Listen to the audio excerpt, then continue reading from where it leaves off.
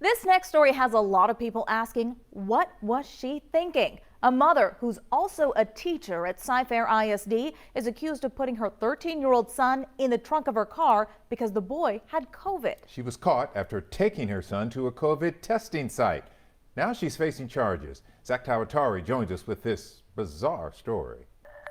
It certainly caught a lot of people's attention. What we know so far is that CFISD says that mother, Sarah Beam, was a teacher here at Cypress Falls High School you see behind me.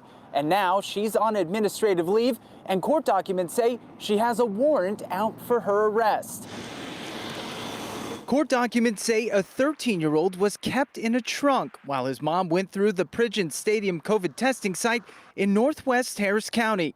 The reasoning? She said her son tested positive for COVID, and she was trying to prevent herself from being exposed while she went for additional testing. I have never heard of somebody being put in the trunk because they tested positive for anything. Sergeant Richard Standifer is a public information officer for the Department of Public Safety. He says that aside from the optics, there are safety concerns that go along with a decision like this. In the event that the vehicle is in a crash, there's no way to really secure a person in a trunk. Namely, a seatbelt, which Standifer says is required by law in a passenger vehicle or passenger truck. According to the court documents, Beam, who CFISD says has been a teacher at Cypress Falls High School and employed by the district since 2011, is being charged with endangering a child. Most of your vehicles are constructed with crumple zones in the front and the rear of the vehicle. So if an individual's in the rear of the vehicle and they're involved in a crash, they're probably at greater risk of being injured. The child was removed from the trunk unharmed, but the district says Beam has been placed on administrative leave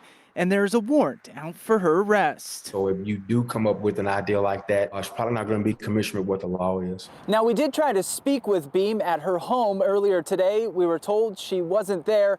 At this time, we don't know if she's in custody or her whereabouts. Zach Tawatari, KHOU 11 News.